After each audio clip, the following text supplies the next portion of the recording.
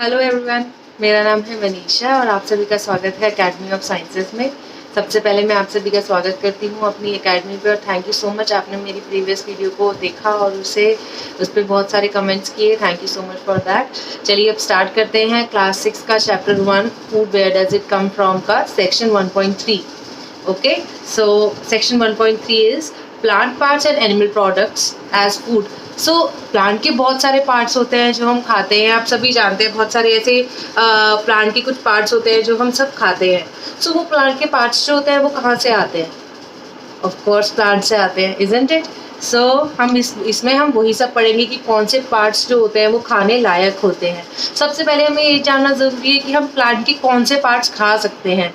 क्या हम पूरा प्लांट खाते हैं? नहीं, हम प्लांट के कुछ पार्ट्स खाते हैं, अलग अलग प्लांट के अलग अलग पार्ट्स खाते हैं। ओके, सो जैसे कि हम केले का पेड़ होता है तो क्या हम उसकी ब्रांच खाते हैं? नहीं खाते, हम उसकी लीव्स खाते हैं और उसकी फ्रूट खाते हैं, इजंट इट? सो वैसे ही हम प्लांट के सारे पार्ट्स को नहीं खा सकते। सो अब आप एनसीईआरटी बुक निकाल चुके होंगे, आई होप। आप जानते हैं कि मेरे चैनल में जब भी आप आएंगे तो आप सभी को एनसीईआरटी की बुक लेकर बैठना है।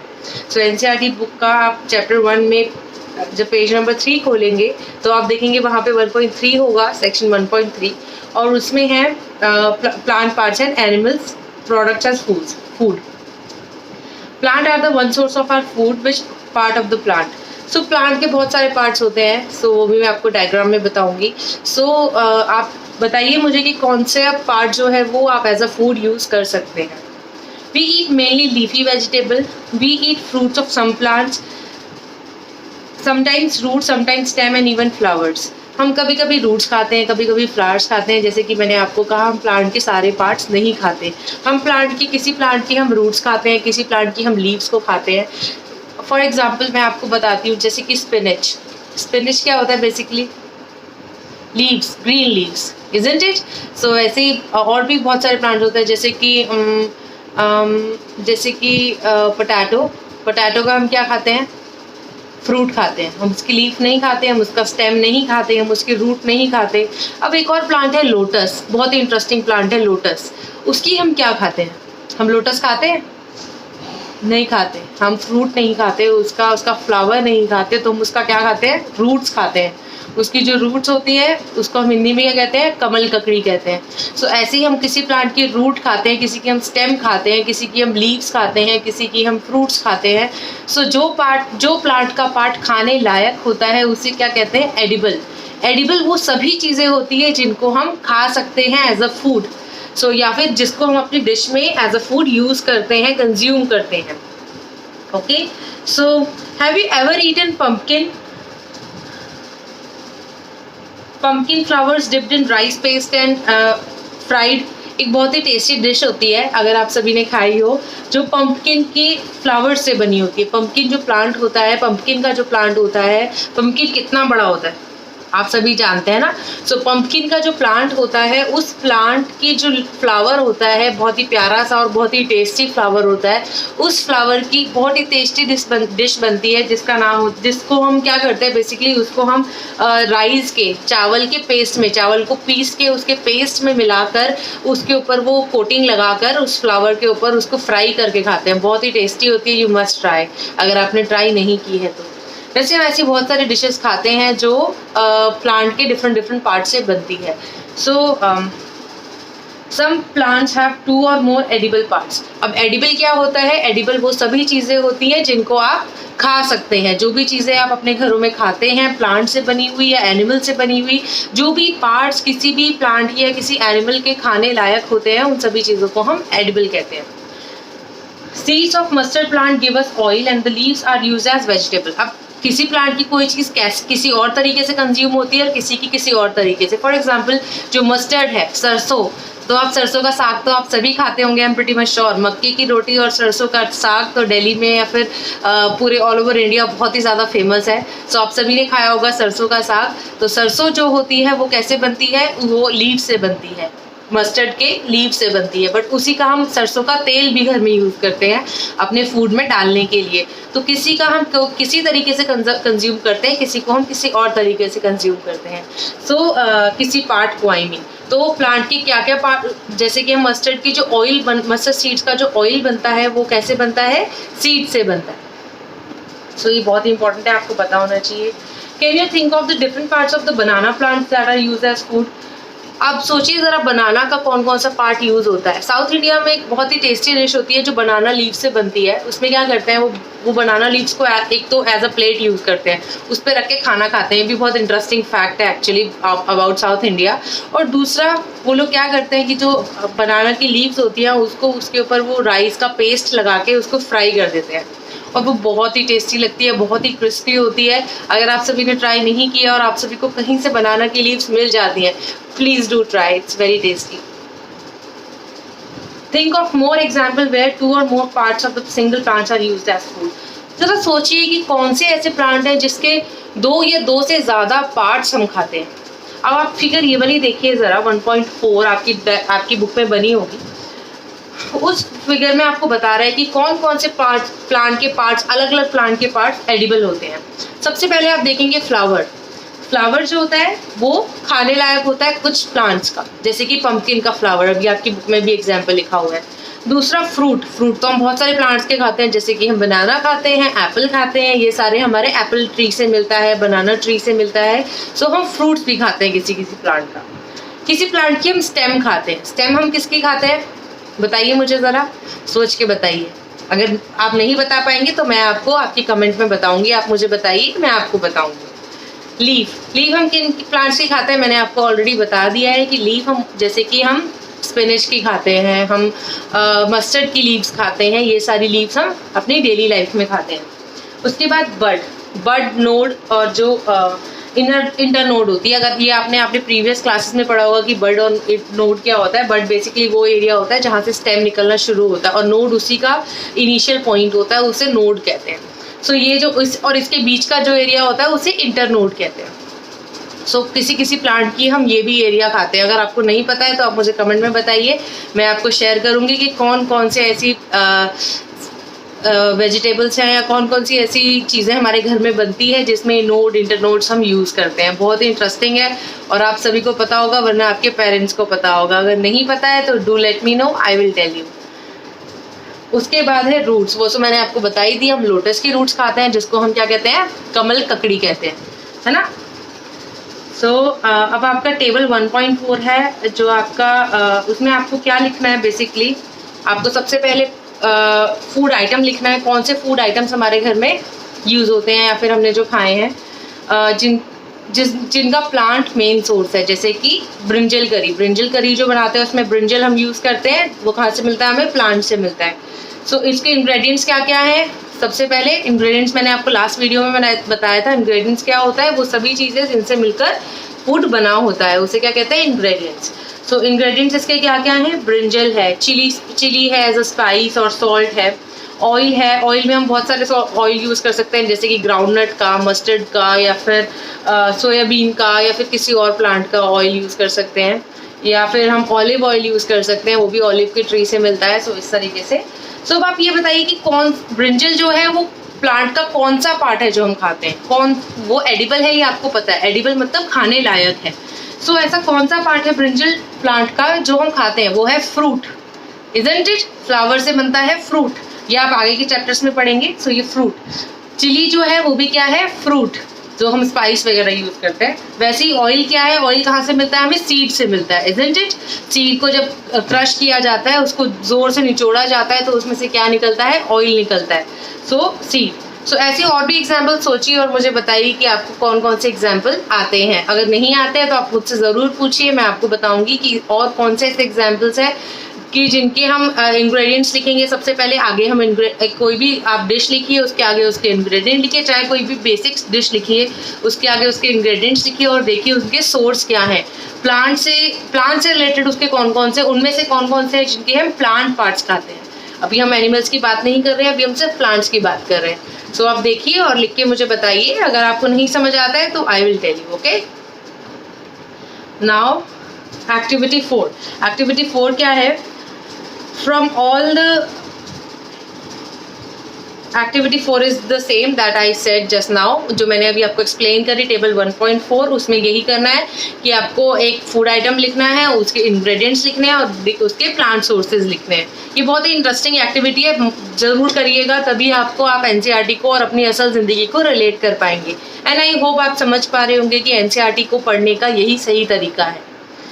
सो एक्टिविटी 5 जो है उसमें क्या हो रहा है, take some dry seeds of moong और chana, put a small quantity of seed in a container. अब आप क्या पढ़ेंगे इसमें कि कुछ ऐसे सीड्स होते हैं प्लांट के जो हम अलग वे में खाते हैं। उनको हम कैसे खाते हैं, उनको हम स्प्राउट करके खाते हैं। या आप अपने घरों में देखते होंगे कि आप कुछ चने वगैरह खाते हैं जिसके अंदर से वो छोटी सी पूंछ निकल जाती है। वो पूंछ क्या होती है, दैट इज़ अ रूट। वो बेसिकली क्या होता है कि जब हम कोई भी बीन को पानी में सोक करके रखते हैं फॉर 1 or 2 days, हम देखते हैं कि उसके अंदर से एक रूट निकल आती है। That root makes the bean or a chana makes it very tasty and very nutritious। Basically क्या होता है कि जब हम अपने फूड को अपने बीन्स को बेसिकली हम पानी में 2 दिन के लिए रखते हैं, उनको हंग करके रखते हैं। बेसिकली हम क्या करते हैं, हम बीन को पहले गीला कर लेते हैं, उसको धो के अच्छे से हम उसको एक गीले कपड़े में बांध के कहीं पे रख देते हैं। तो उससे क्या होता है, उसको वाटर मिलता रहता है क्योंकि वो प्लांट का पार्ट है, और वो उसमें से जो सीड होता है वो जर्मिनेट होके उसमें से एक रूट निकल आती है। जो वो रूट होती है, जब उसमें से रूट निकल आती है तो उस सीड को हम क्या कहते हैं, sprouted seed, isn't it? So sprout का मतलब क्या होता है, that small white structure may have grown out of the seeds, if so the seed have sprouted। so seed को हम sprouted कब कहते हैं, जब उसमें से एक white कलर का स्ट्रक्चर निकल आता है। so if not wash the seed in water. अगर ऐसा होता है, आपकी बुक में लिखा है कि अगर ऐसा होता है कि सीड स्प्राउट नहीं होता है 2 दिन बाद भी, तो आप क्या करें। तो बेसिकली आपको क्या करना है, आपको सीड को दोबारा से 1 दिन और के लिए रख देना है। अगर वो उसमें से तब भी रूट नहीं निकलती है तो इट मीन्स आपकी सीड्स में कोई ना कोई प्रॉब्लम है। सो you must do that and try that. अपने घरों में आप स्प्राउटेड सीड्स बना के देख सकते हैं और आपको बहुत ही टेस्टी लगेंगे। आप सभी के घर में बनते होंगे, आई एम श्योर। अगर नहीं बनते हैं और आपको अगर रेसिपी जाननी है, आपको जानना है कि किस तरीके से स्प्राउट किया जाता है सीड्स को, you must tell me, I will tell you in comment box, okay. After washing the sprouted seeds you can eat them. आप क्या करते हैं, इनको स्प्राउट करने के बाद इनको वॉश करते हैं, उसके बाद आप इसको डायरेक्टली खा सकते हैं। They can also be boiled. इसको हम बॉईल भी कर सकते हैं। बॉईल करके और भी टेस्टी लगता है। इसमें स्पाइसेस ऐड करिए, इसमें बहुत सारे इंग्रेडिएंट्स डालिए, जैसे कि टमाटो डालिए, इसमें खीरा डालिए और इसको टेस्टी सा एक डिश बना के खाइए। बहुत ही टेस्टी लगता है, प्लीज़ मस्ट ट्राई। सो इस वाले चैप्टर को पढ़ते हुए आपके मुंह में पानी नहीं आ रहा है? इतने सारे अच्छी अच्छी डिशेस की हम बात कर रहे हैं और साथ साथ हमारी पढ़ाई भी हो रही है। So isn't it interesting? So you must do that and you will love it actually. इस चैप्टर को पढ़ते पढ़ते आप थोड़ी बहुत एक्टिविटी बीच बीच में करिए और आपको पता चलेगा कि कितना टेस्टी और कितना अच्छा चैप्टर है ये। सो ऑफ कोर्स चैप्टर टेस्टी नहीं हो सकता, बट ये आपको बड़ी सारी टेस्टी टेस्टी डिशेस बनाने के लिए आपको उकसा रहा है। So please try these activities at your home. Do you know where honey comes from? क्या आप सब जानते हैं कि हनी कहाँ से आता है? हनी कहाँ से आता है? हनी बी से, है ना? हनी बी से आता है। So have you seen a beehive where so many bees kept buzzing about? आपने देखा है कि कहीं पे बहुत सारे मधुमक्खी का छत्ता लगा होता है, काफ़ी बड़ा होता है, उस पर बहुत सारी मधुमक्खी आसपास बज की आवाज़ कर रही होती हैं। सो आपने देखा होगा, आप बहुत डर लगता है ना मधुमक्खी से, वो काट लेती है तो एक अजीब सा एक घाव हो जाता है। तो आपको जाके छेड़ना नहीं है किसी भी छत्ते को, आपको सिर्फ दूर से देखना है, ऑब्जर्व करना है कि हनी बी का जो बीहाइव होता है वो कैसा होता है। सो बेसिकली उसमें क्या होता है, बीज जो होती हैं, जो हनी बी होती है, वो जाती है फ्लावर्स के पास जिनके पास स्वीट नेक्टर होता है, स्वीट जूस होता है। बेसिकली नेक्टर क्या होता है? नेक्टर एक ऐसा जूस होता है जो किसी किसी प्लांट्स के पास होता है और वो स्वीट होता है इन टेस्ट।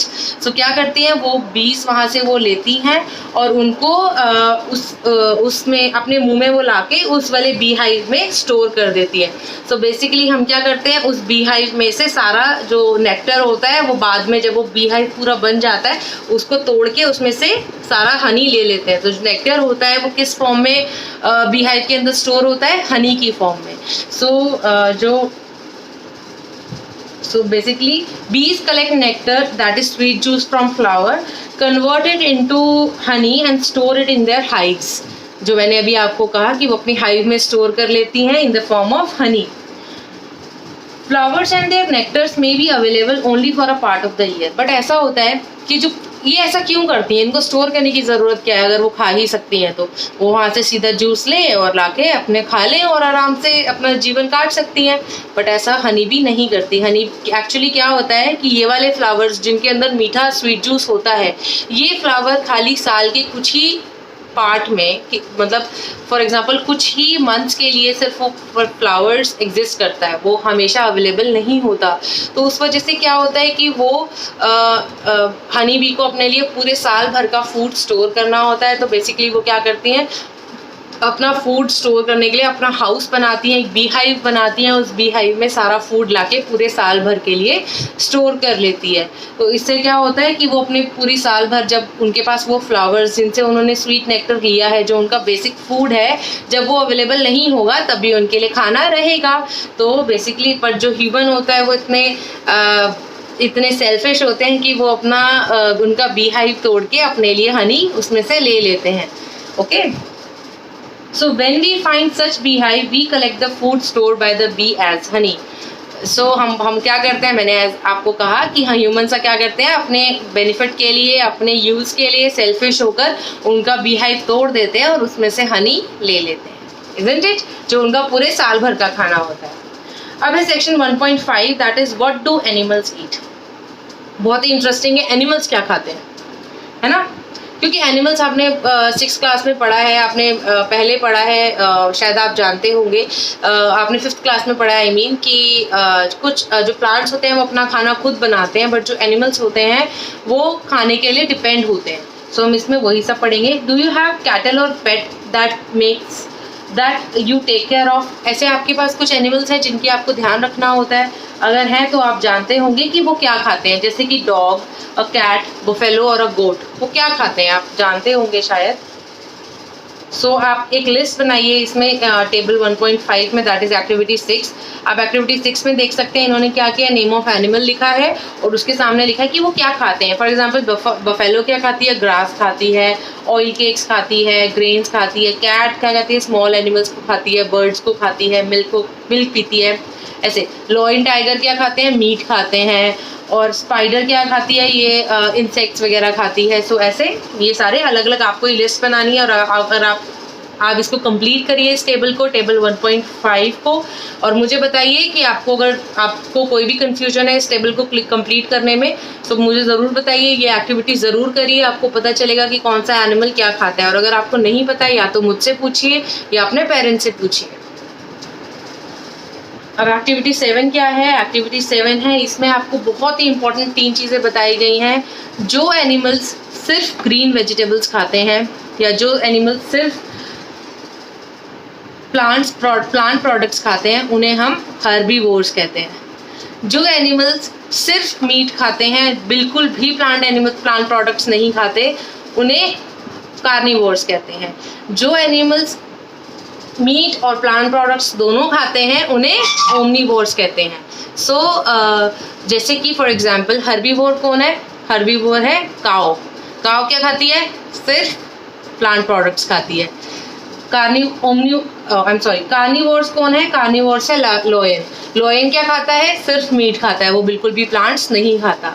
ओमनीवोर कौन है, जो डॉग मीट भी खाता है, प्लांट प्रोडक्ट्स भी खाता है. तो इसलिए ओमनीवोर वो होते हैं जो दोनों खाते हैं. ओके, सो ये टेबल 1.6 भरिए और मुझे बताइए कि कौन से हर्बीवोर्स हैं, कौन से कार्निवोर्स हैं, कौन से ओमनीवोर्स हैं.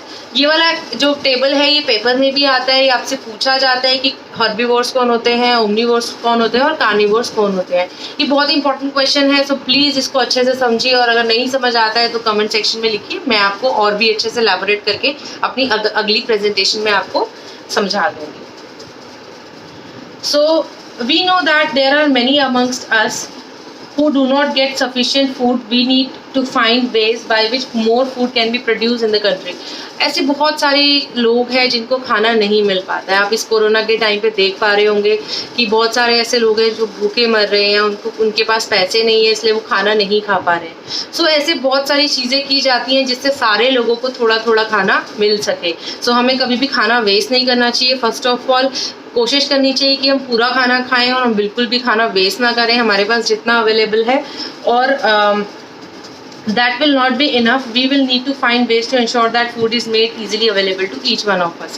तो हमें कुछ ऐसा करना चाहिए जिससे सबके लिए खाना अवेलेबल हो। हमें खाने को वेस्ट नहीं करना चाहिए और हमें शेयर भी करना चाहिए। अगर आपको लगता है किसी के साथ आपको खाना शेयर करना चाहिए, जिसके पास खाना ना हो, आप प्लीज़ उसके साथ शेयर करें और सबको अच्छे से को एग्जिस्टेंस में रहना चाहिए। ओके ना?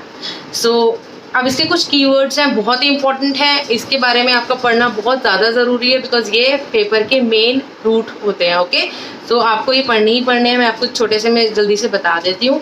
इंग्रेडिएंट्स क्या होते हैं? जिससे मिलकर खाना बना होता है उसे क्या कहते हैं? इंग्रेडिएंट्स कहते हैं। इसके कुछ एग्जाम्पल्स जब भी पेपर में आएगा, पहले एक अच्छी सी डेफिनेशन लिखेंगे और उसके बाद आप लिखेंगे कि किससे मिलकर ये बना होता है।